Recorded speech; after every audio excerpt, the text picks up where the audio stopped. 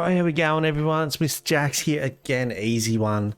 Void Gauntlet has come out. I'm a main focus healer, so I'm basically all focus, and the fact that now I've got a second weapon that runs off focus. Thank you. I'm going to go through the skill tree. I haven't read it yet. But I mean, firstly, let's just have a look. How bloody good does it look? Honestly. It looks so dope. And I've only just made like a star metal one, not even like a top end gear one, but oof, they look good. All right, let's get right into it. Skill tree. Let's go through. I'll do decay last. Let's go through annihilation first, shall we? We'll go through the 3 skills in each tree and then the perks in that tree. All right, so void blade. Oh, it's the halo blade. That's that's all I think about when I see this is the halo key blade, whatever you call it. Summon a blade of void energy that converts your basic attacks to melee. Tap basic attack to perform a quick slash that deals 100% weapon damage, or hold to perform a thrust attack that deals 150% weapon damage. So is this just on your light? Is this a passive? Both attacks inflict disintegrate on successful hits, dealing 5% weapon damage per second and reducing damage absorption by 5% for 8 seconds. Stacks up to 3 times. Hey! Bloody off to a good start. Oh, I'm so excited to use that. All right, second skill, Oblivion. Summon a circular rift of void energy at your feet that deals 30% weapon damage per second to enemies and grant empower to self and friendlies, increasing damage by 20%. Oof, that could be huge, supporting the DPSs. Okay. Petrifying Scream. Unleash a void infused scream dealing 100% weapon damage, staggering and inflicting root to enemies 5 meters in front of you. Disable enemy movement for 2 seconds. So we got stagger as well. My lord. Okay. Interesting. We'll go through these perks. Stay compact, plus 10% damage while below 50% mana. It's not bad. I try not to be that low. Keen confidence, 10% critical chance while above 50% health. There we go. What I'm actually going to do now is I'll go straight down the line of Void Blade. Here we go. So the first upgrade, Fortified Blade. Gain Fortify on start. Let's go. Increasing damage absorption by 20% for 5 seconds. It's not bad. So Vicious Void, plus 10% critical damage on Void Blade attacks. Let's go. Successful thrust attacks heal self for 5% damage per disintegrate stack on target. Scales exclusively with focus. This is looking too good. This is looking too good. I haven't even got to the decay tree. All right, let's go down the Oblivion. There we go. Withering Oblivion. Your attacks inflict weaken to targets inside the radius, reducing their damage by 5% for 5 seconds per hit. Stacks up to 3 times. Okay. Invigorating Oblivion, plus 15 stamina per second for self and friendlies while inside the radius. That's not bad. Alright, so let's go down. Petrifying Scream. Bone Chilling Voice. Root duration increased by 1 second on target below 50% health. Oh, that's alright. Fortifying Echoes. Gain Fortify each enemy hit, increasing damage absorption by 10% for 10 seconds per hit. Stacks up to 3 times. I can see why they were saying this could be really good for tanks. Okay. All right, let's have a look at these other perks just around here. Keen Humility, 10% critical chance while all abilities are on cooldown. That's all right. Empowering Proximity, gain empower when casting abilities within 5 meters of an enemy, increasing damage by 10% for 5 seconds. Stacks up to 3 times. So this whole tree, this can make you very tanky, but DPS almost at the same time. It's insane. That's insane. Refreshing Frailty, plus 5% cooldown reduction on all abilities when successful hitting enemies afflicted by 3 or more debuff stacks. That's okay. Refreshing Precision, plus 10% cooldown reduction on all abilities on critical hit. Very nice. Harvest Essence health drain is reduced by 50% while below 25% mana. Efficient Harvest. Harvest Essence health drain. Not too sure what that is. I'm going to have a look. That might just be one of the like a mana pool or something like that. Leeching Agony on critical hit, gain health equal to 15% of damage. Right.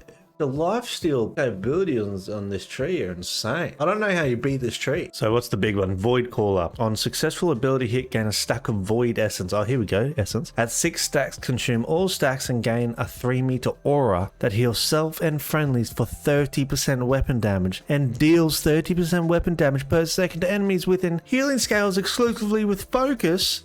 Cooldown 20 seconds? What is this skill tree, my man? I made my decision. Decay's not making the cut. The thing is, I like this tree, but I probably wouldn't need Oblivion. But it gives you Empower. I don't know. I'd definitely use Void Blade. That sounds so dope. You probably need to use Petrifying Scream. It'd be very handy, but we'll see. We're off to Decay. Let's have a look at Decay. Hello? So let's start off with the abilities first again. Orb of Decay. Fire and an unblockable orb that passes through enemies, deals 100% weapon damage and inflicts disintegrate. Okay, dealing 5% weapon damage per second and reducing damage absorption by 5% for 8 seconds. Stacks up to 3 times. At max range, it transforms into a healing orb and returns, healing friendlies for 20% weapon damage per second for 5 seconds. Healing scales exclusive focus. Okay, hold on. Okay. So it's like a boomerang. Is that how I'm reading this? You got a healing boomerang. But this will just go, we'll actually go down all the skills for Orb of Decay. First, Draining Orb. Gain plus 5% mana per enemy hit with the orb. That's alright. The orb slows enemies already afflicted by any debuff, reducing the movement speed by 30% for 3 seconds. Okay. Press the ability input again to detonate the orb with a 4-meter explosion radius depending on the orb's phase. The explosion will either damage enemies for 100% weapon damage and apply a stack of disintegrate, or heal friendlies for 70% weapon damage. So you could almost send it away, blow it up on your mates. They're not around you when it comes back. Okay, sounds nice. I'd have to see how it works. All right, let's go over to Baleful Tether. Fire a projectile that tethers you to an enemy, weakening it and empowering you by 4% per second, 20% maximum. The tether ends if the target moves beyond 15 meters. I don't know if I'd run this over anything else I've seen so far. Tethered refresh. Successful hits against the tethered target reduce other Void Gauntlet cooldowns by 5%. That's kind of dope. Tethered focus. Plus 100% mana regeneration while the tether is active. That's pretty strong, that is. Because I haven't seen how much mana this chews up as well. That'll be a big tell. So Soul Eater. Regain 80% weapon damage as health if the tethered target dies. Okay, so there's still some life steals on over here. So far, this Annihilation tree has probably dominated the Decay tree. For me, move on to this last ability. Essence Rupture. Fire projectile that inflicts Essence Rupture for 10 seconds, healing anyone that hits the target for 20% of the damage done. Does not apply to damage I've done. Okay, that's kind of cool. So you put it on an enemy and then anyone who attacks the enemy gets lifesteal.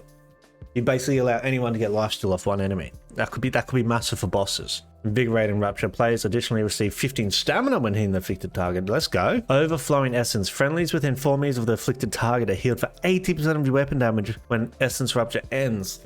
I might have to find room for this one. I feel like this would be very good for bossing. Let's go through these perks just sprinkled around. Deadly range plus 10% damage on successful ranged heavy attacks against targets more than 8 meters away. Okay. Radiant efficiency. Mana costs are reduced by 25% while above 50% mana. Okay. Okay. Leeching bolts. Healing from ranged heavy attacks is increased by increased. What do you mean increased? What, do we get heals just from heavy attacks? This is insane. Additional 30% of damage dealt if the target is below 50% health. If you just heal from light attack and heavy attacks, that's crazy. Mending evasion. Dodging with full mana heals you for 80% weapon damage. Okay, this tree's perks are starting to look very good. I feel like Annihilation is very good, but this will probably be a weapon where you use both trees. That's insane. But it depends. If you're never at full mana, then it doesn't make sense. Fervent Thirst. Plus 5% mana per successful ranged light attack against targets afflicted by Void Gauntlet debuffs. That's okay. It's nothing special. Refreshing Harvest. Cooldowns are reduced by 10% per second while performing Harvest Essence. I need to see what this Harvest Essence is. Extended Suffering. Successful ranged heavy attacks increase the duration of non-crowd control debuffs you have applied by 10%. Okay. That's alright, but it's not as good as these perks over here are just juicy. It's too good. And the big one, Glimpse of the Void. Gain a stack of Void Essence per successful ability hit. At 4 or more stacks, your next successful ranged heavy attack will instantly reset all Void Gauntlet cooldowns and remove all stacks. Okay. So the way, are you still playing? Oh, of course I'm still playing. What do you mean? If I'm going to have a guess at what I'm running, my 3 attacks right now. Void Blades on the queue. And there, this I'm tossing up for my R between Orb of Decay and Petrifying Scream. But I feel like you will need Essence Rupture for boss fights. I think what I'd have to do is run Void Blade, Petrifying Scream, and Essence Rupture. Alright everyone, I'm gonna jump off and start the grind to get this Void Gauntlet up. I want it up to 20 because I just finished the Hatchet, so I'm ready. Look out for the Hatchet Lifesuck build video that is coming in as well. I hope that was a help. I hope you enjoyed, and I'll see you in the next one, eh? Catches.